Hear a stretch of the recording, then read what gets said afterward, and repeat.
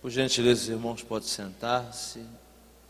Desejo do profundo do meu coração que a paz de Cristo esteja com todos.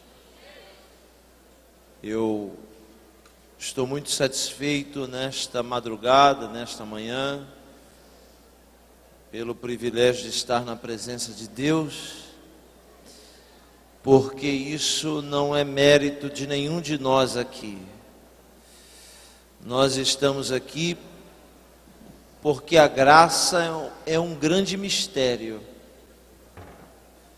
Homens tentam explicar a graça, nunca vão conseguir explicar, porque a graça de Deus é um mistério. Salvação não pertence a homem nenhum, nem a denominação nenhuma, nem a religião nenhuma. Salvação pertence a Deus. Quem vai entender esse mistério? Alguém que fez o mal a vida inteira, que foi um homicida, que foi um ladrão, alguém que só atrapalhou a vida alheia, alguém que a sociedade não acreditava mais, alguém que a família não acreditava mais, porque de vez em quando a sociedade não acredita, mas a família acredita. Alguém que nem a sociedade, nem a família, nem ele mesmo acreditava mais que poderia ser salvo, e foi. Porque no último momento, alguém olhou para ele e disse: ainda hoje estarás comigo no paraíso. Quem vai entender essas coisas? Quem vai entender os desígnios de Deus? Então não se glorie achando que você está aqui porque você é melhor ou pior do que aquele que está ali no boteco. Que não é. Nós estamos aqui simplesmente porque Ele nos amou, e isso é um mistério que a gente não entende agora, só vai entender depois. Deus não é um senhor todo de branco, barbudo, sentado no trono. Deus não é propriedade de igreja nenhuma. Deus não é um ser que você coloca dentro do quadrado e diz: ó, Deus vai trabalhar só aqui, aqui, aqui e aqui. Fora disso aqui não é Deus. Quem é o homem para dizer como Deus vai trabalhar ou não? Tem gente que acha que Deus só usa quem usa gravata.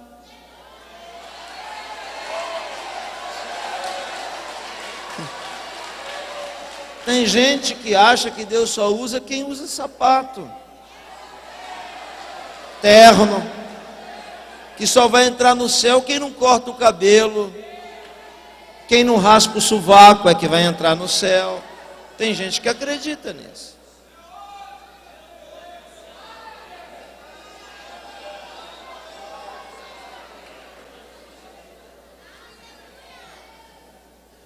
Mas eu cheguei à conclusão que o amor de Deus é insondável.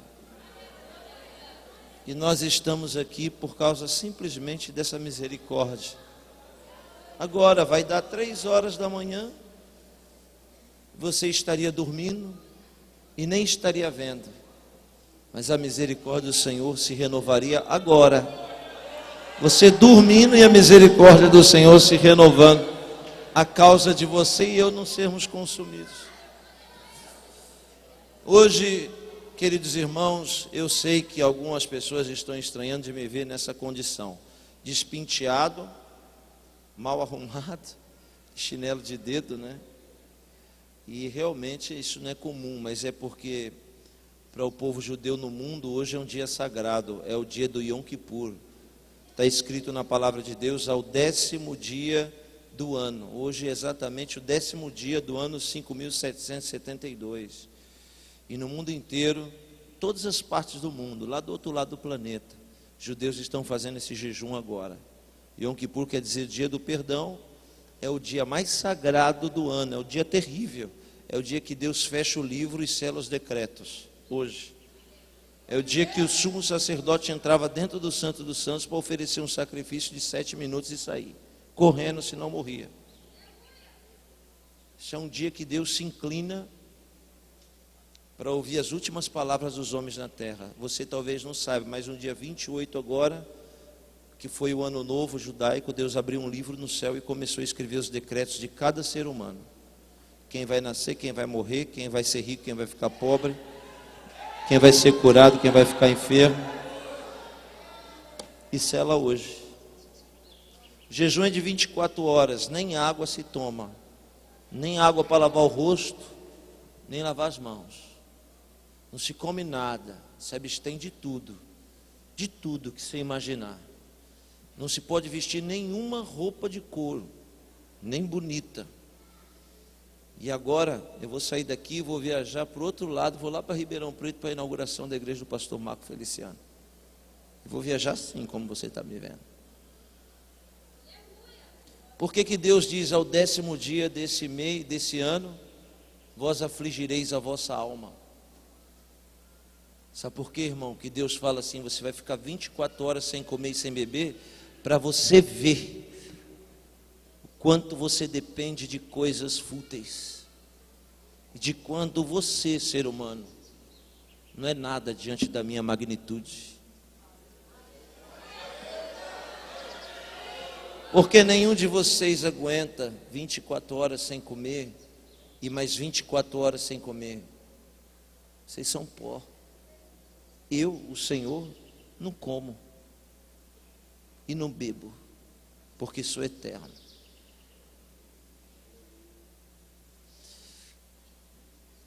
Ninguém começa culto senão seres humanos. Todo culto tem duas vias. Uma via que parte da criatura em direção ao Criador, porque Deus não cultua ninguém. Então culto só existe quando alguém começa o culto. Deus não começa culto nenhum, porque Deus não cultua ninguém, Deus deve ser cultuado. E a primeira via, ela parte de baixo para cima. Foi o que aconteceu até agora. Você cantou, você adorou, você orou, você buscou, e o culto teve só uma via de subida.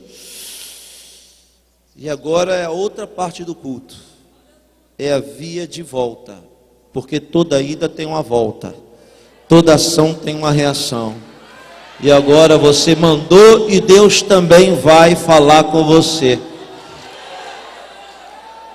Que Deus grande é esse, que usa uma matéria insignificante para falar conosco?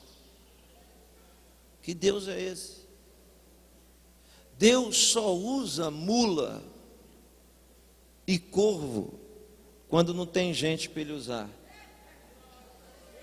Porque o negócio de Deus é com pessoas. Por isso, te converte com essa palavra. E para de querer fazer daquele seu cachorro e daquele seu gato gente.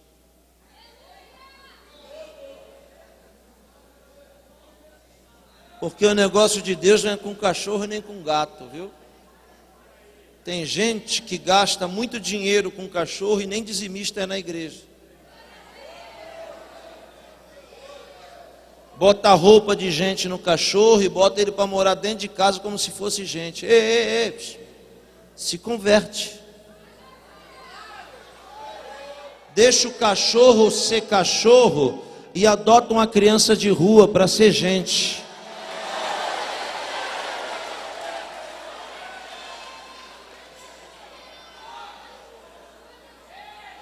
Isso é o final dos tempos, irmãos. Alguém diz, Jesus está voltando. Por quê? Por causa de terremoto. Não, terremoto existe há muito tempo. Jesus está voltando por causa de guerra. Isso existe há muito tempo também, não é nada disso. O maior sinal, os 3 maiores sinais que Jesus está voltando: primeiro, é a criação do Estado judeu em 1948. Segundo, é a multiplicação da ciência, que em 50 anos evoluiu mais de 1000. Agora, o terceiro sintoma de que Deus vai destruir o mundo é a multiplicação da promiscuidade. Porque Sodoma e Gomorra tinham os mesmos problemas que Cabo Frio, Rio de Janeiro e Nova York tem. Mas Deus só acabou com Sodoma e Gomorra por causa do homossexualismo.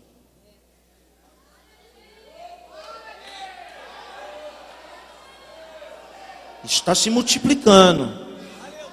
Isso é um sinal de que o Senhor vai voltar, porque isso daí fede para Deus.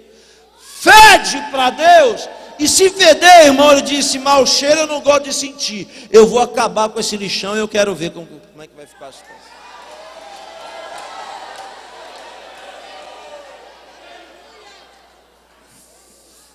Eu, queridos irmãos, vim aqui para falar de um Deus que não tem forma, que, como eu disse, não é um senhor sentado todo de branco, com a barba comprida num trono. Deus que me refiro é invisível, mas é real. O Deus que me refiro é o Deus que todas as coisas, ouça o que eu vou lhe dizer, todas as coisas que existiram, que existem e que existirão, estão dentro da sua mente.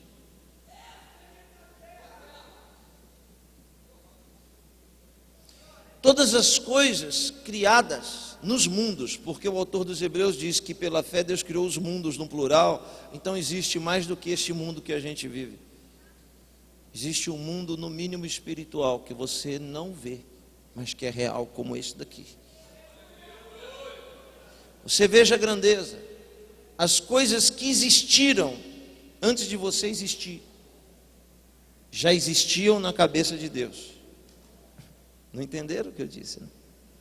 As coisas que existiram antes de você existir e que você nunca viu, não conhecia, Deus já conhecia. As coisas que existem hoje, agora, que você não conhece e as que você conhece, já existiram antes de existir para você na mente de Deus. E aquelas que ainda vão existir lá no futuro, que você não sabe, que você não conhece, que nunca subiu para o seu coração, que os seus olhos nunca viram, tudo isso que ainda vai existir, que ainda vai ser criado, já existe agora na cabeça de Deus. Porque para Deus não tem passado e nem futuro. Para Deus é sempre agora. Isso quer dizer que Deus não te vê como você era. Deus também não te vê como você é agora. Deus te vê agora como você será amanhã com a obra concluída.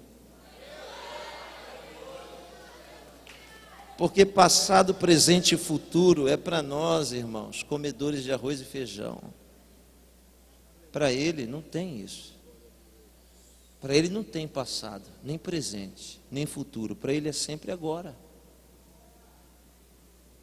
Imagine que tudo que existe estava na mente dele, mas não existia. Loucura.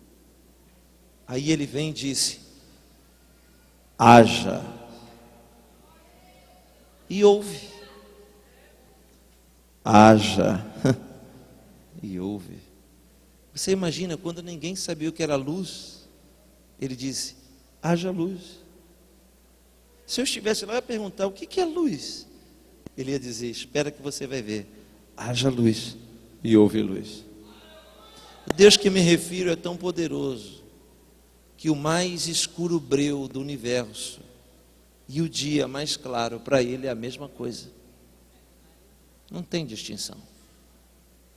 Sabe quem é o Deus que eu estou falando com você, me referindo com você? É o Deus que quando criou tudo, criou porque falou. E quem fala sem pensar é tolo. Deus pensou e trouxe existência quando falou. E criou todas as coisas só porque quis. Mas uma coisa, Ele não falou. Ele desceu e fez com as suas próprias mãos.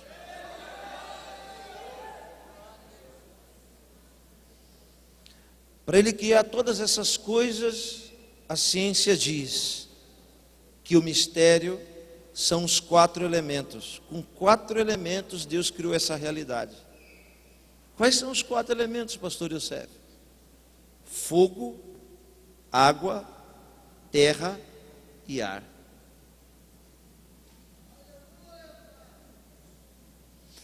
Fogo, água, terra e ar. São as 4 matérias, os 4 elementos que ele usou para criar a existência, a realidade que nós vivemos. Só que você nunca vai pegar o fogo e vai colocar junto com a água e eles vão viver em harmonia. Ou a água vai apagar o fogo, ou alguma coisa vai acontecer. Ou o fogo vai fazer a água evaporar. Ninguém consegue misturar os 4 elementos juntos. Ninguém. Só ele. Porque para fazer o homem e gerar o mistério da vida no homem, ele conseguiu colocar os 4 elementos juntos, sem nenhum apagar o outro.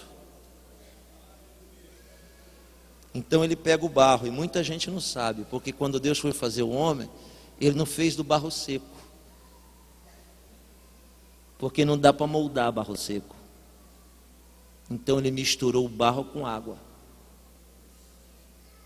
Talvez você não saiba, mas isso daqui que você chama de carne é barro.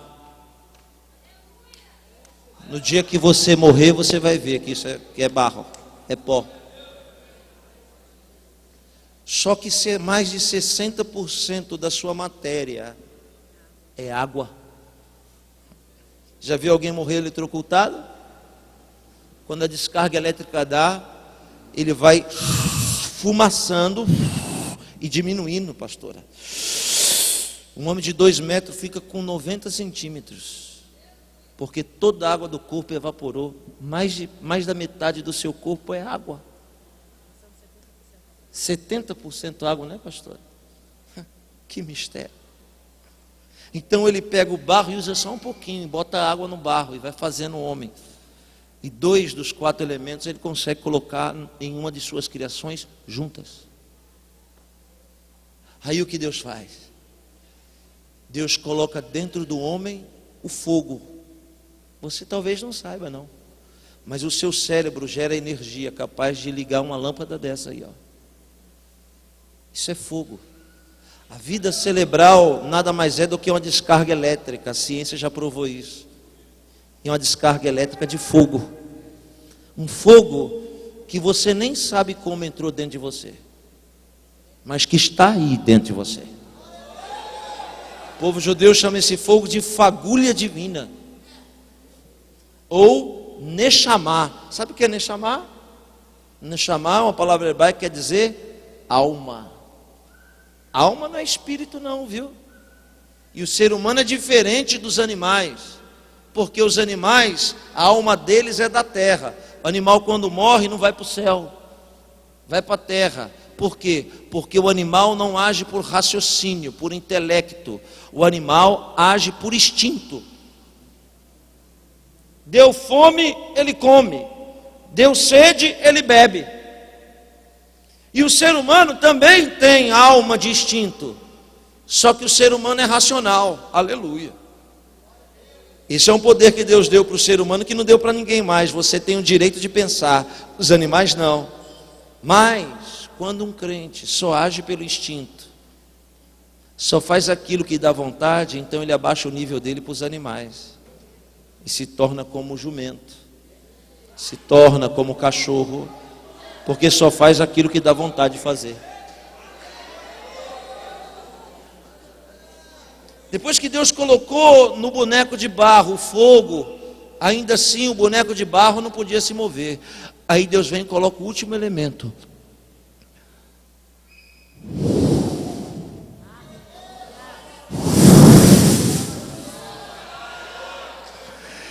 E a matéria começa a se movimentar. Respira fundo assim, ó.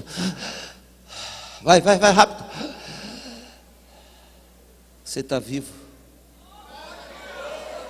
Você é barro e água. e dentro de você tem fogo e vento.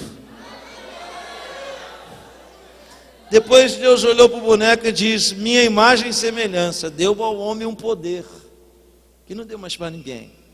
Somos os únicos seres que podemos escolher entre o bem e o mal, entre o certo e o errado. Somos os únicos seres que Deus fez que temos o poder e a semelhança, ainda que bem diminuída, mas nos parecemos com Deus, porque nós podemos criar e destruir. Onça não cria, só gente que cria. Anjo não cria, demônio não cria, querubim não cria, serafim não cria, arcanjo não cria, mas ser humano cria. Quem inventou o carro foi Deus? Não. O avião foi Deus? Não. A bomba atômica foi Deus? Não. A arma de fogo foi Deus? Não. Deus deu ao homem o poder de criar, de trazer à existência o que está na sua mente. Porque antes de alguém fazer esse prédio, ele pensou e depois ele realizou com as suas mãos. Quando Deus fez o homem, Deus pensou primeiro e depois fez o homem com as suas mãos. O Deus que eu me refiro nessa noite é chamado pelo povo judeu de En Sof. En Sof é uma conjuntura de palavras que quer dizer sem fim, é infinito. E um dos mais profundos nomes que pode se dar para Deus é o mistério dos mistérios, o insondável, aquele que habita na luz inacessível, aquele que para olhar para a terra não olha para baixo, olha para cima. Deus para olhar para a terra olha para cima? Claro, porque Ezequiel diz que em cima do trono de Deus não existe nada senão um mar de cristal. É porque 2.700 anos atrás ele não sabia o que era espelho. E para Deus olhar para a terra, ele olha primeiro para um espelho que está em cima dele, porque o espelho mostra a imagem invertida. É por isso que Jesus diz que aqui na terra, quem for grande na verdade é pequeno lá em cima, e quem é pequeno aqui na verdade é grande lá. Que maior é o que está dentro do que o que está fora, porque a imagem é toda invertida para Deus. Eu vou parar para os irmãos não dormir. É melhor cantar outro corinho, senão os irmãos vão dormir. Não? Não. Aleluia.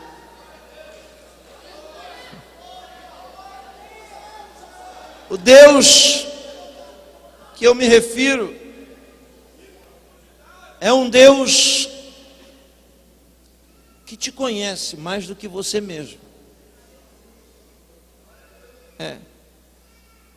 Ele sabe quantos fios de cabelo tem na sua cabeça e você não sabe. Ele sabe quantas vezes as suas unhas vão crescer e quantas vezes elas serão cortadas. O Deus que eu falo e que me refiro nessa noite é o Deus que antes de você existir já sabia quantas vezes o seu miocárdio ia abrir e fechar, abrir e fechar, abrir e fechar, abrir e fechar, e quantas vezes as suas artérias receberiam a vida do teu sangue girando dentro do seu corpo. O Deus que eu me refiro te conheceu quando tua mãe ainda não te conhecia. Exatamente no momento que ela engravidou de você, ela nem sentiu, mas Deus já te conhecia. E você era um objeto inerte, minúsculo, não tinha forma nenhuma.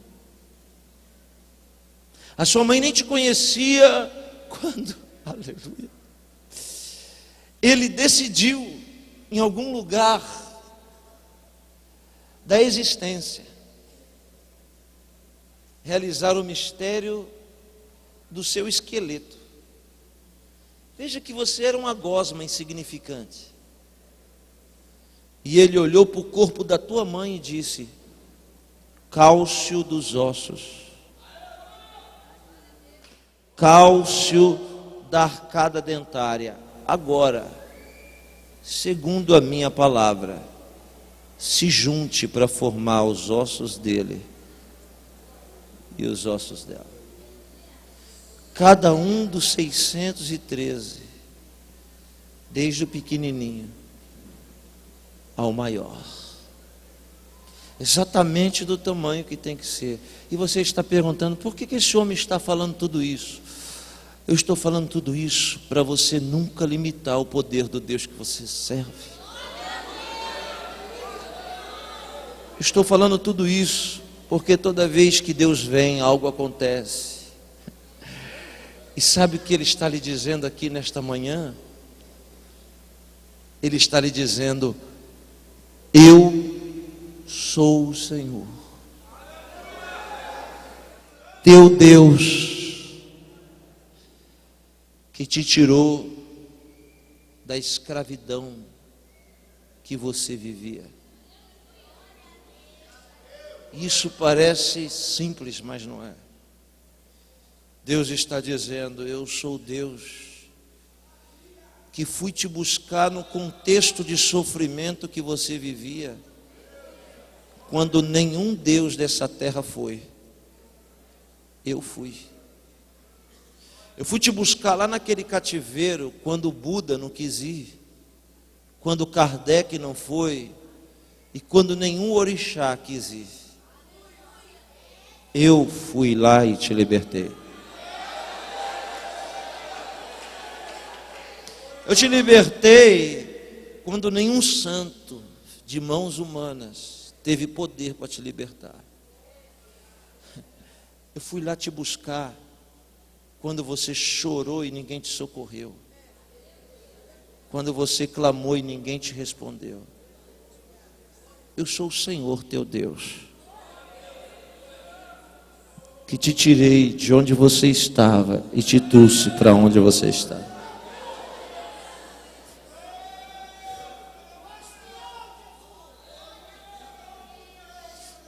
Vamos ler um texto breve, Jó 42.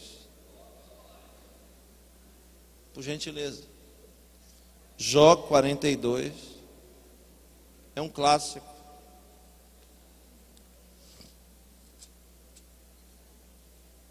Verso 2 e 3. Vamos até o 5. Alguém veio ouvir a palavra de Deus, diga amém. Alguém veio bater papo, diga aleluia.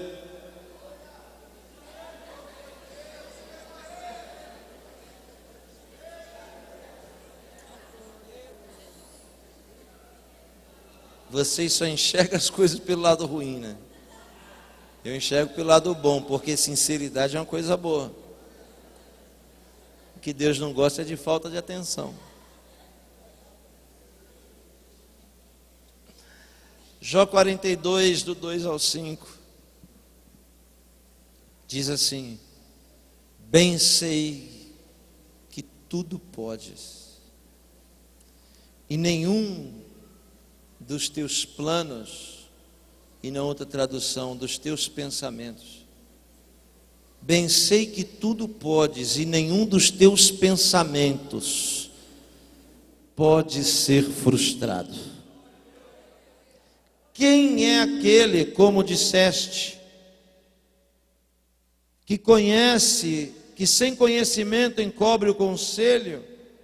Na verdade, falei do que não entendia, coisas maravilhosas demais para mim, e coisas que eu não conhecia.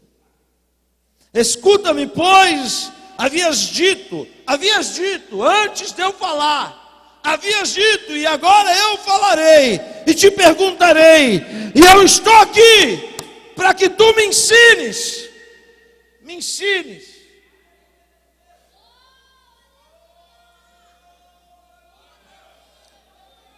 Me ensina, que eu pensava que te conhecia, que eu dizia que tu libertava, mas eu mesmo não era liberto, que eu dizia que tu curava, mas eu era enfermo, que tu era dono do ouro e da prata, mas eu vivia de migalha. Então me ensina, Senhor, que eu te conhecia só da experiência dos outros, de ouvir falar. Mas depois de tudo que eu estou vivendo, eu sei que todas as coisas cooperam para o bem daqueles que amam a Deus. Então melhor o fim da coisa do fim da história do que o princípio dela. Então, Senhor, agora depois de tudo isso eu te conheço, de contigo andar. Quem está falando isso é um sheik do Oriente Médio, é um patriarca que viveu perto de Abraão. Este é o livro mais antigo da Bíblia. Moisés escreveu esse livro quando matou um egípcio e foi para Midian. Quando lá conheceu Tsípora, gerou 2 filhos, quando nesses 40 anos de deserto servia seu sogro Jetro. Antes de ser arrebatado 40 dias e 40 noites para escrever o mistério da criação, Moisés escreveu o mais belo livro poético da Bíblia, que é o livro de Jó. As frases de Jó ecoam há mais de 4.500 anos. E que conclusão chegaria um homem desse? Olhe para mim, preste atenção no que eu vou lhe dizer. Tudo que existe aqui embaixo tem que existir em cima primeiro. Antes de Deus criar algo aqui embaixo, Ele cria na sua mente primeiro, lá no céu. A sua palavra está escrito no Salmo, é um decreto. Então, se é um decreto, antes de acontecer aqui, Deus tem que decretar em cima primeiro. E decreto nada mais é do que uma determinação judicial. E as 4 roldanas de Ezequiel que movimentam um trono são os 4 atributos de Deus. Atributo é essência. Homem nenhum tem atributo, homem tem qualidade. Qualidades são reflexos dos atributos. Será que eu estou complicando? Está bem? Dá para entender? As 4 roldanas que movimentam um trono, que é chamado em língua hebraica de Merhavá, que é uma palavra de duplo sentido. Merhavá quer dizer trono e ao mesmo tempo quer dizer carruagem. Então o trono que Ezequiel vê na sua visão não é um disco voador. O trono que Ezequiel vê é um trono que se movimenta. É uma carruagem. A rainha da Inglaterra, Elizabeth II, tem um trono dentro de Buckingham, fixo, que não se move. Mas quando ela quer sair do seu trono, ela tem outro que se move. É uma carruagem real. Dentro da carruagem real tem a réplica do trono que tem lá. Então ela vai para qualquer lugar, porque o trono vai junto com ela. O trono móvel que Ezequiel diz é uma carruagem. Quem é só salvo recebe de Deus galardão e coroa. Mas quem é salvo com uma missão e nasceu para fazer a diferença, esse não recebe só coroa. Esse recebe também trono.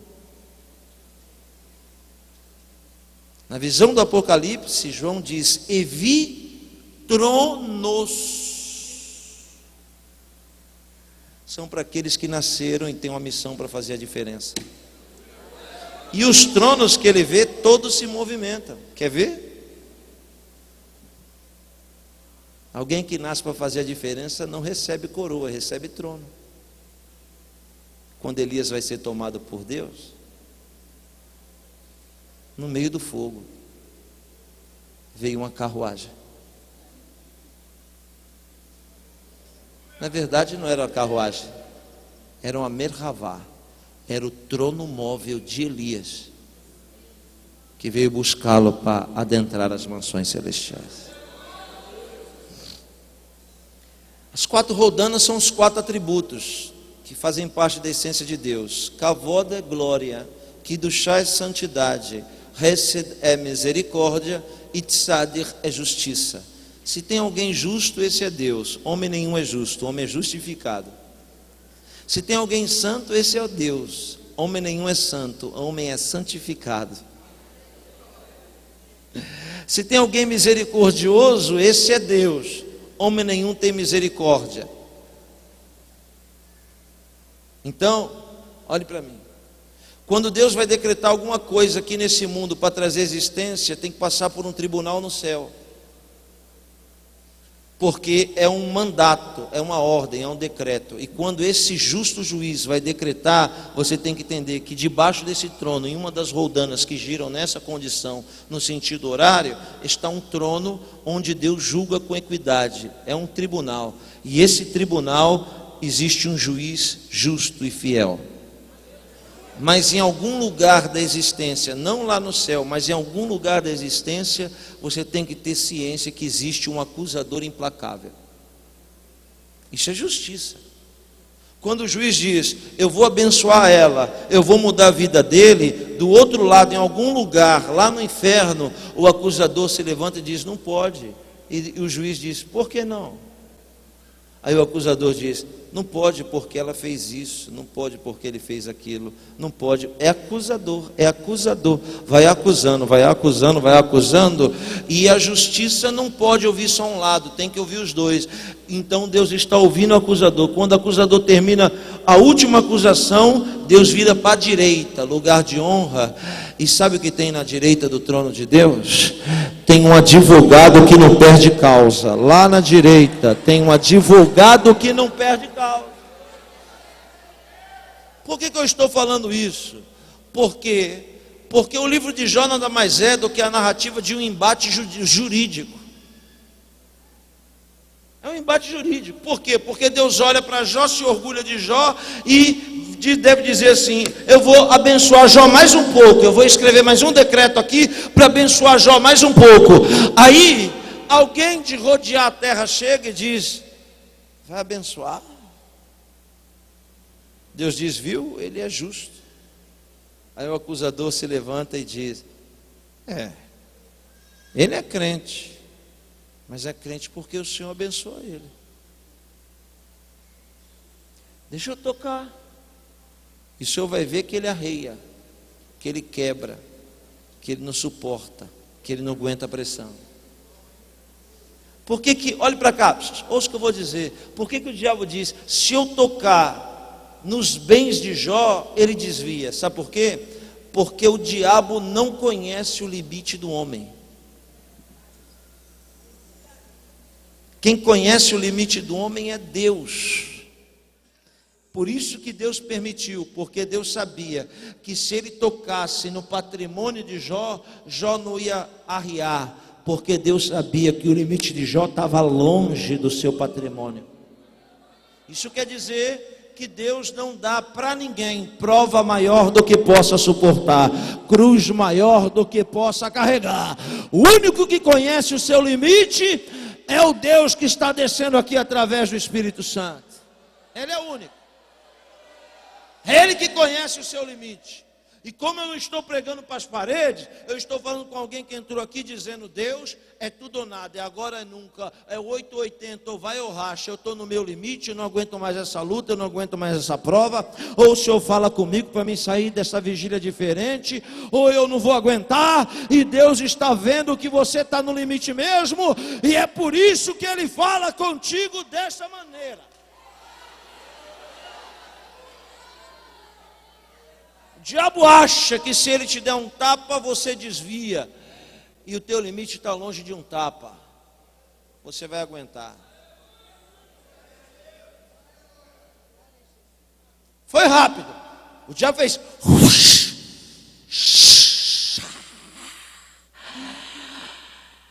É assim que a serpente faz.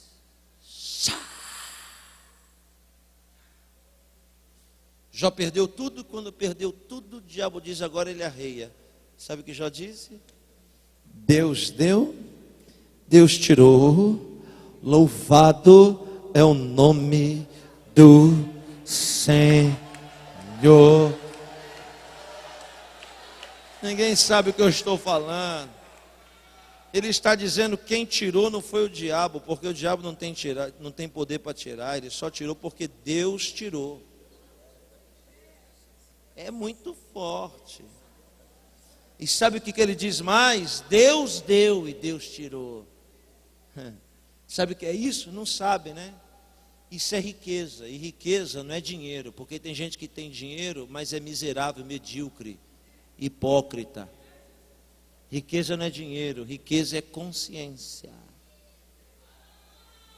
Você vê a consciência? A consciência do homem milionário que é Jó, é que ele tem tudo, mas tudo que ele tem não é dele, é de Deus. Isso é riqueza.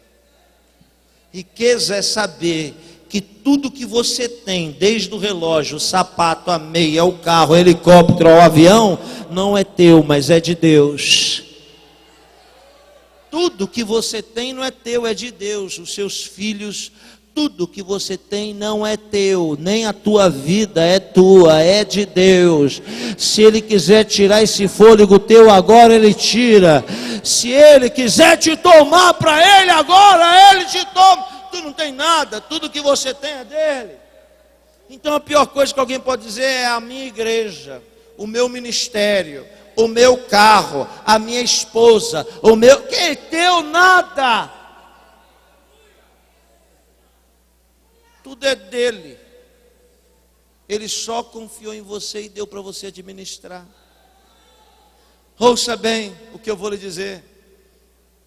Há um ano atrás, um irmão foi me levar no aeroporto. Fazia um ano que ele tinha comprado um carro e tinha insufilme no vidro da frente. Eu não gosto de insufilme. Quando eu entrei no carro, eu coloquei a unha e puxei. Rá! Passou um ano depois, ele foi me levar no aeroporto. Eu entrei no carro, olhei para o vidro, coloquei o dedo colou. Estava cheio de cola no para-brisa. Fazia um ano que eu tinha arrancado aquele insufilme. Quando eu entrei no carro, ele olhou para mim, deu um sorriso e disse: pastor, um dia Deus vai me dar um BMW 0 km. O senhor crê? Eu olhei para ele e disse: não. Deus não vai me dar um BMW 0 km? Eu disse: não. Ô pastor, não fala isso. Falo: não. Por que não? Eu disse: porque o pouco que Ele te deu, tu não cuida. E Deus só põe no muito quem é fiel no pouco. Então, Deus vai te dar aquele palácio lá na beira da praia, lá da Praia do Forte. Vai, quando você cuidar do seu barraco direitinho.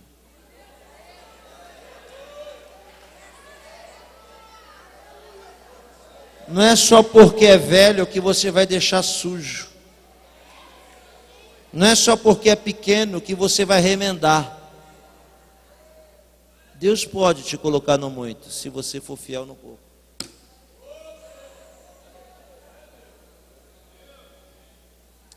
Riqueza é consciência. Jó conhecia, e isso eu digo de forma poética, a parábola das dracmas. Veja, alguém cheio de dracma na mão, dracma é dinheiro, moeda, olhe para mim. Alguém cheio de dracma na mão, chega do nada e dá uma dracma para ela, dá uma dracma para ele, dá uma dracma para ela, para ele, para todo mundo. Aí depois que deu a dracma, virou as costas e foi embora. Não disse nada. Isso é Jesus contando. Aí essa daqui falou: nossa, eu ganhei uma dracma. Ah, eu acho que deve ser porque meus olhos são azuis. Aquele ali disse: nossa, eu ganhei uma dracma, deve ser porque eu sou um grande pregador. É porque eu canto bonito. É porque eu falo 5 línguas. É porque eu moro ali. É porque eu faço acolá. É porque eu tenho isso ou aquilo. Todo mundo acha que ganha uma dracma porque merece. Só que a primeira pega a dracma e diz: bom, já que eu ganhei, eu vou gastar. Estoura toda a dracma. O outro diz: bom, eu não sei o que está acontecendo, vou enterrar. O outro vai e faz outra coisa. O outro vai e faz outra coisa. O último olha a dracma e já pensa: peraí, esse homem que me deu essa dracma está querendo me ensinar alguma coisa. Então eu tenho quase certeza que ele vai voltar. E se ele voltar, ele vai voltar e vai querer ver a dracma. Sabe o que eu vou fazer? Eu vou multiplicar ela.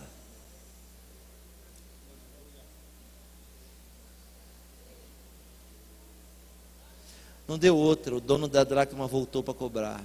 Cadê tua dracma? Ah, não sabia que você ia voltar, eu gastei. Ah, é? Servo infiel. E você? Ah, eu enterrei. Ah, enterrou? Servo infiel. Servo infiel, servo infiel, servo infiel, servo infiel, que chegou no último e disse: cadê a dracma? Ele disse: o senhor me deu e eu imaginei que o senhor ia voltar, então multipliquei para te devolver muito mais do que aquilo que o senhor me deu. Aí o dono da dracma diz: você é digno de receber investimento, porque eu confiei algo na tua mão e você honrou o que eu confiei. Não entende o que eu estou falando, né? Tudo que você tem não é teu, foi Deus que te deu. E não dorme no ponto não, porque ele vai voltar para cobrar, viu? Ele vai cobrar cada minúsculo daquilo que ele te deu. Porque a dracma não é sua, a dracma é dele. Quem quer que eu pare, diga amém.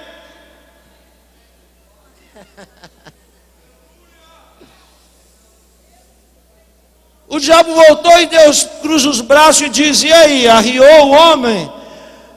Aí o diabo disse assim: não teve jeito, porque ele deu glória a Deus. Mas se o senhor deixar eu mexer nos filhos dele, ele arreia. Deus olhou e viu o limite e disse: vai para dentro, tudo com você. E mexeu. E o homem levantou a mão e disse: Deus deu e Deus tirou. Bendito é o nome do Senhor. Voltou para Deus e Deus perguntou: arriou o homem? Não arriei não, mas se o senhor deixar eu ferir a carne dele, deixa eu moer ele que nem se moe uma cana na máquina. Eu vou pegar ele e vou fazer o osso dele virar pó, parecer giz. E Deus disse: toca. Só que a vida dele é minha. Eu estou te dando poder para você tocar nele, mas não estou te dando poder de você tirar a fagulha divina que eu coloquei dentro dele. Foi eu que coloquei. Hanseníase é lepra, mas a lepra de Jó era das piores. Alguém imagina que Jó só ficou leproso, com a carne toda branca. Não. Leproso desmonta. O nariz de Jó caiu. As unhas de Jó caíram. Os seus dedos caíram aos poucos. Todo o pelo do seu corpo caiu. E para quem não sabe, o leproso também fica cego. Os olhos de Jó ficaram brancos. O cheiro da sua podridão ia a 800 metros de distância. E as aves de rapina voavam em cima do cadáver vivo.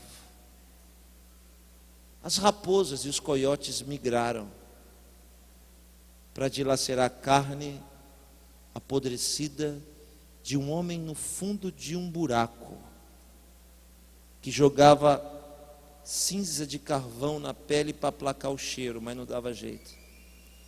Que não podia passar o dedo, senão um pedaço saía. Então a parte lisa da telha. Os coiotes cercaram e as hienas também. Mas nenhum coiote comeu a carne de Jó. Nenhum lobo tocou sequer em uma de suas feridas. Nenhum abutre teve poder de chegar perto de Jó, porque tinha um escudo que não deixava as raposas chegarem perto dele. Não estão entendendo o que eu estou falando, talvez seja o meu jeito, né? Eu estou lhe dizendo que raposa nenhuma vai tocar em você, que abutre nenhum vai mastigar aquilo que Deus te deu. É isso que eu estou dizendo. Eu estou dizendo que nenhuma hiena vai rir de você e que nenhum coiote ou lobo mau vai tocar na sua carne, porque você é de Deus. Eles podem até te rodear, mas tocar em você não vão. Não vão. O homem apodrecido vai morrendo. Eu chamo o livro de Jó de o livro das 7 vozes. Porque desde que a primeira voz movimenta o equilíbrio, 7 vozes se manifestam. A primeira voz não é de Deus, porque quando Deus está falando meu servo Jó, a vida de Jó é plena. Mas quando a primeira voz que gera desequilíbrio aparece, se conta 7 para a voz de Deus voltar de novo. A primeira voz é do diabo. A segunda voz é do melhor amigo, Zoar. A terceira é de Elifaz. A quarta é de Bildade. A quinta voz é da mulher de Jó, que olha para ele e diz assim: amaldiçoa o teu Deus, e morre. Você quer conhecer quem são as pessoas que te amam? Perde tudo.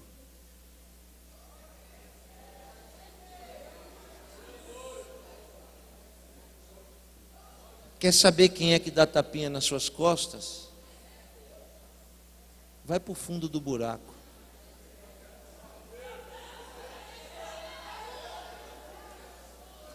Porque até aqueles que dizem que te amam vão deixar de te amar. E se ilude quem quer.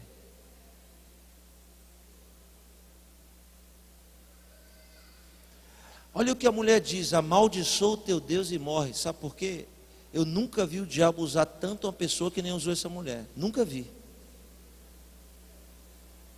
Nunca vi. Olhe para cá, 3 coisas aborrecem a Deus: pecado, transgressão e abominação. Pecado, transgressão e abominação. De novo, pecado, transgressão e abominação. Alguém que é preguiçoso, desleixado, que não gosta de ler a Bíblia, é que diz que para Deus não existe pecadinho nem pecadão. É porque não conhece a palavra de Deus. Porque a palavra de Deus diz que existe pecadinho e pecadão, sim. Pecado. O diabo não quer fazer ninguém aqui pecar, sabia? Eu vou lhe dizer por quê. Porque ele sabe que para pecado tem jeito. Se você pecar, a Bíblia diz que o sangue de Jesus nos purifica de todo o pecado. Então, o diabo não quer que você peque, porque se você pecar, o sangue de Jesus te purifica. Segundo grau, o diabo não vai lutar para você transgredir. Porque ele sabe que se você transgredir, também tem jeito. A Bíblia diz: pelas suas pisaduras fomos sarados, o castigo que nos traz a paz estava sobre ele, e ele carregou sobre si todas as nossas transgressões. Então, para pecado tem jeito, para transgressão também. Sabe o que o diabo quer fazer com o crente? Fazer ele blasfemar. E a blasfêmia não tem jeito. Não há salvação para quem blasfema. Jesus diz: todo pecado contra o Pai e contra o Filho é perdoado, mas blasfêmia contra o Espírito Santo não. Sabe por que ele disse isso? Porque os fariseus estavam dizendo que ele expulsava demônios em nome de Beelzebu. Sabe o que é blasfêmia? É o que a mulher de Jó está falando: amaldiçoar o nome de Deus que é sagrado. Isso é blasfêmia. Blasfêmia é alguém que conhece a palavra de Deus aqui. Quem é crente, levanta a mão. Quem é crente, levanta a mão. Blasfêmia é você que conhece a palavra de Deus e consultar os mortos, e consultar a bruxaria. Blasfêmia é para você que conhece a palavra de Deus se prostrar diante de uma imagem de escultura e prestar para ela culto. Blasfêmia é você amaldiçoar pai e mãe. Blasfêmia Blasfêmia é tomar o nome de Deus em vão. Blasfêmia é comer sangue. Blasfêmia é deitar com animal. Blasfêmia é coabitar com pai e mãe. Blasfêmia é coabitar com irmão. Blasfêmia é coabitar com morto. Blasfêmia é dizer o nome santo de Deus no lugar de Satanás. A mulher diz: amaldiçoa o nome de Deus e morre. Aí Jó, cego, sem dedo, sem orelha, sem nariz, todo podre, olha para ela e diz: você é louca. Você está inteira, mas é louca.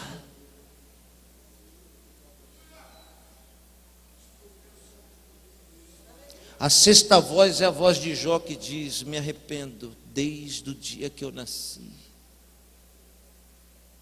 E se passaram 16 meses e Deus está calado e não fala. 16 meses de prova e Deus não fala. Porque quando a sétima voz falar, será a voz de Deus. E quando Deus fala, algo acontece. Oriente Médio, o homem dentro de um buraco cheio de cinza percebe numa madrugada um vento.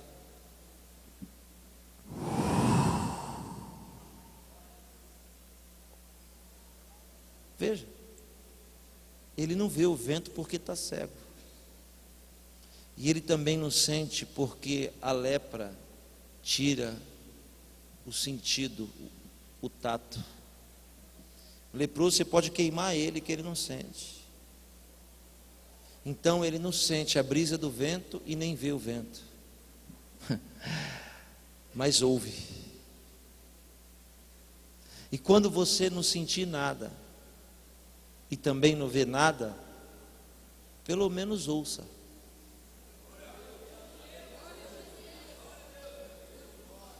Tem gente que para entender Deus precisa sentir. Mas talvez a sua lepra não deixa você sentir. Tem gente para acreditar em Deus tem que ver, mas talvez a sua cegueira não deixe. Então Deus te dá a terceira chance. Ouça o que o Espírito diz à igreja. Ouça. Pelo menos ouça. Pelo menos ouça. E ele ouviu um barulho.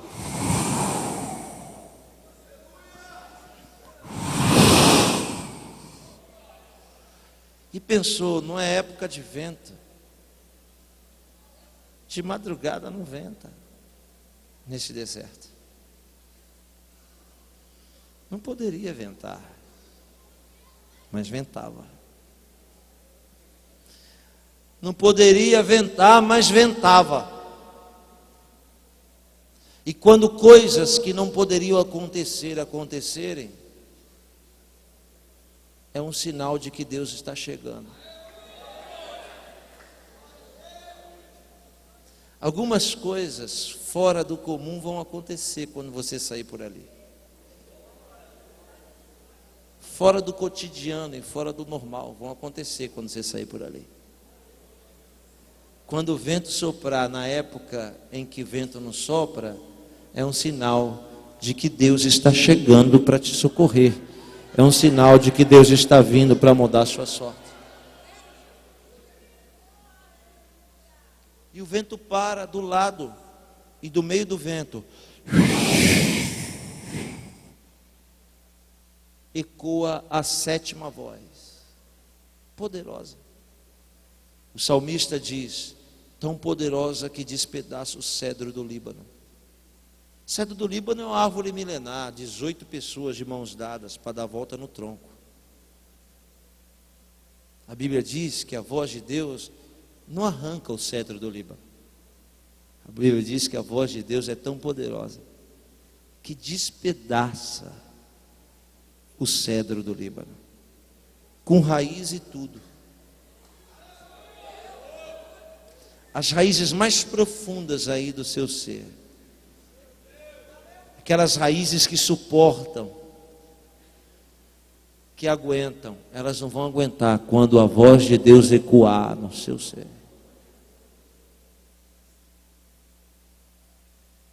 Deus abre a boca e começa a perguntar para Jó o seguinte: doutor Jó, você é entendido, não é? Você sabe das coisas.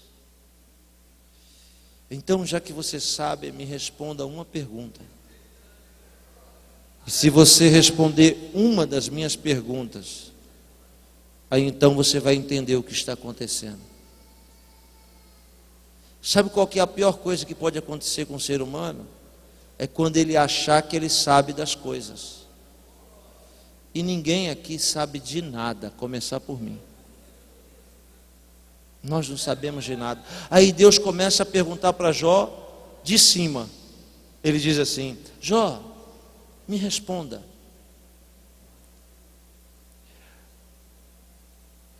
Como que o sol fica parado onde está e não vai para a direita e nem para a esquerda? Para quem não sabe, aqui nesta manhã, o Sol é uma estrela de quinta grandeza, 5 vezes maior que a Terra. E se o Sol tivesse 5 metros para frente de onde ele está, todos nós aqui teríamos câncer de pele e não viveríamos mais do que 20 anos. 5 metros é daqui a ali, mas para o Sol, que é 5 vezes maior que a Terra, não é nada. Deus disse para Jó: Jó, eu sou o Deus que coloquei o sol no lugar dele. E não só o sol, mas eu coloquei também Saturno, Júpiter, Plutão. Eu coloquei todas as estrelas nos seus devidos lugares, Jó. Olha para o céu, e você conhece alguma delas pelo nome? Não, você nem sabe quantas existem, mas eu, Senhor, conheço cada uma delas pelo nome eu as conheço. Deus está falando de um universo que expande agora. A 70 quilômetros por milésimos de segundo, o universo cresce. Existem galáxias a 3 bilhões de anos-luz daqui. E Deus conhece cada uma pelo nome. Ele está tentando fazer Jó e você entender quem Ele é e quem você é. Que Deus que está aqui não precisa fazer esforço nenhum para mudar a sua vida, basta Ele querer. E Ele está lhe dizendo: se eu sou o Deus que coloquei o sol no lugar, as estrelas no lugar e os astros no lugar, então também eu tenho poder de pegar tudo que está fora do lugar na sua vida e colocar no lugar de novo.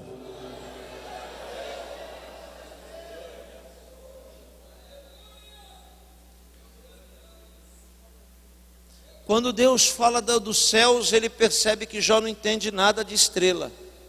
E diz: então eu vou abaixar um pouco o nível para ver se você entende o que eu vou falar. Aí Deus disse para Jó: onde você estava quando eu coloquei a primeira pedra no globo terrestre? Ah, não sabe? Aliás, você nem sabe onde você estava antes de eu te criar. Sabe? Lembra?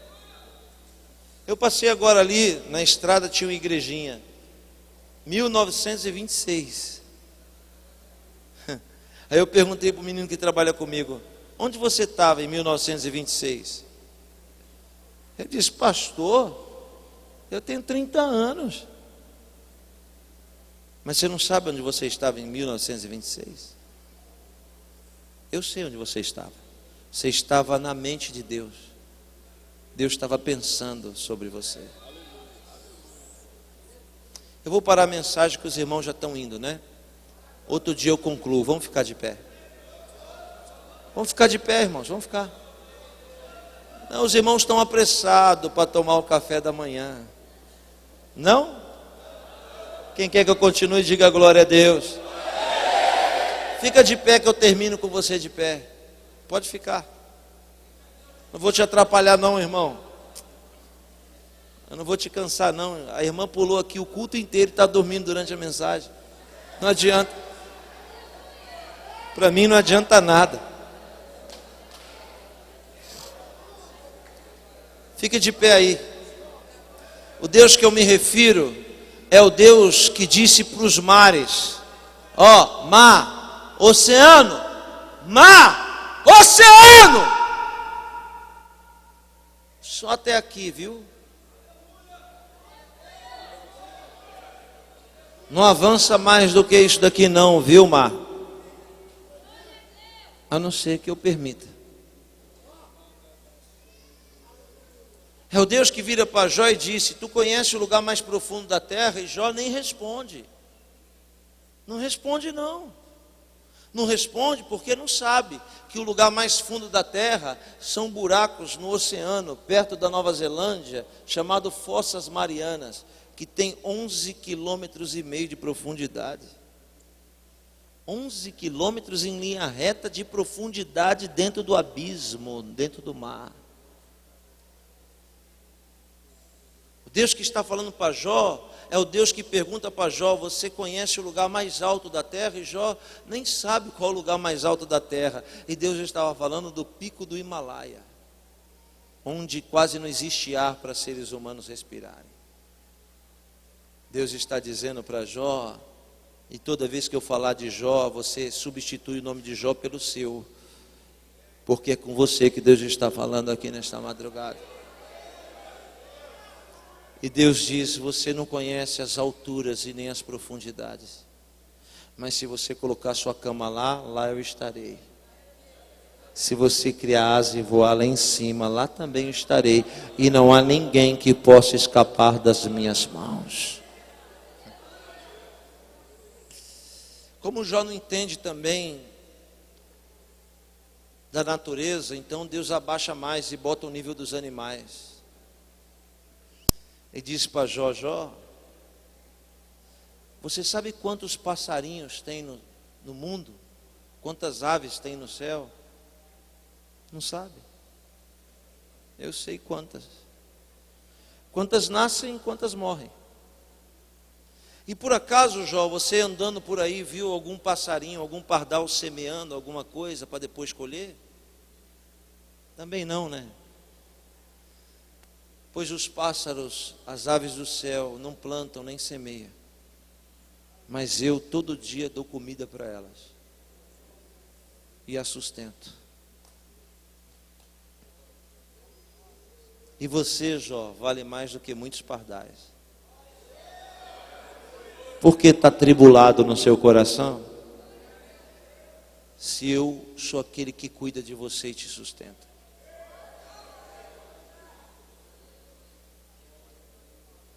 Deus fala para Jó: olha o hipopótamo, 2 toneladas. Ele mora lá no rio Nilo. Tudo que eu estou pregando está na Bíblia, viu? Ele mora lá no Nilo, hipopótamo, 2 toneladas. E quando o Nilo enche, dá enchente, os egípcios fogem de medo, por causa da força do Nilo. Mas o hipopótamo não.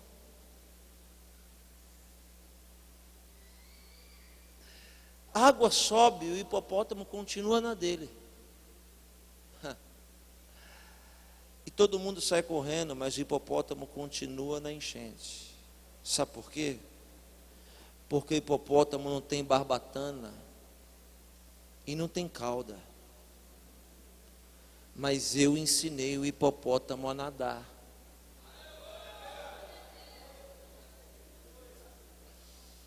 Você imagina o hipopótamo 2 toneladas nadando. Você não sabe disso, mas o hipopótamo nada mais do que eu e você junto. Sabe o que ele está falando para Jó, irmão? Eu sou o Deus que tirei o medo do hipopótamo. E por que você tem medo? Eu estou lhe dizendo: as muitas águas não te submergirão. Todos esses problemas e lutas que te cercam, nenhum deles vai te vencer, porque eu vou te ensinar a nadar na correnteza, diz o Senhor dos exércitos. Onde estão as pessoas que entendem o que eu estou falando? Diga a glória a Deus. Você não entende de nada, Jó, e não sabe de nada. Me diz alguma coisa para me mudar a sua história. Aí Jó põe a mão na boca e diz: sou indigno de te responder. A voz do Senhor faz o homem desfalecer, sabia? Aquela voz tirou o último suspiro de vida de Jó. E eu digo, de forma poética, que Jó morreu naquela madrugada. Mas Deus não dá viagem perdida. O Espírito vivente se estendeu novamente sobre o cadáver e deu a ele uma nova pele. Fez nascer de novo as suas orelhas, a cartilagem do seu nariz. O homem dormia e os seus lábios nasciam novamente. As suas unhas cresceram de novo. E quando ele acordou no meio daquela cinza, a Bíblia diz que Deus tinha mudado a sorte de Jó. Eu vou terminar dizendo, Deus está interessado em alguém aqui nesta madrugada. Está interessado em você. Sem dedo, sem orelha, sem nariz e lábio. E você está colocando a mão e dizendo, mas eu tenho nariz. Mas eu tenho orelha. Mas eu tenho boca. Depende. Você pode ter boca para falar coisas que não prestam. Então essa boca é uma boca leprosa. O Espírito vivente está assim, soprando e decretando sobre a sua vida que a partir de hoje Ele te devolve tudo o que você tinha em dobro. Em dobro, em dobro. Ele está te devolvendo em dobro, em dobro, em dobro, em dobro, em dobro. Fique de pé, 1 minuto para você falar para Deus o que você quiser falar. Feche os seus olhos e humildemente diga, eu te conhecia só de ouvir falar. Quando o pregador dizia que o Senhor era o Deus da riqueza, eu acreditei, mas não era rico. Quando o pregador dizia que tu cura, eu acreditei, mas estava enfermo. Então Deus está permitindo isso para você ter uma experiência com Ele. E quando você pregar daquilo que você vive. Pregar daquilo que aconteceu na sua vida também. Feche os seus olhos, levante a sua mão e comece a adorar o Senhor. Pastor.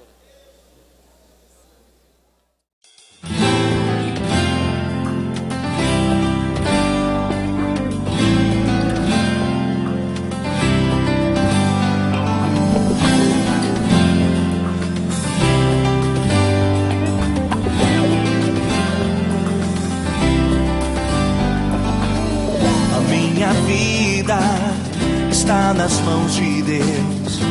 Os meus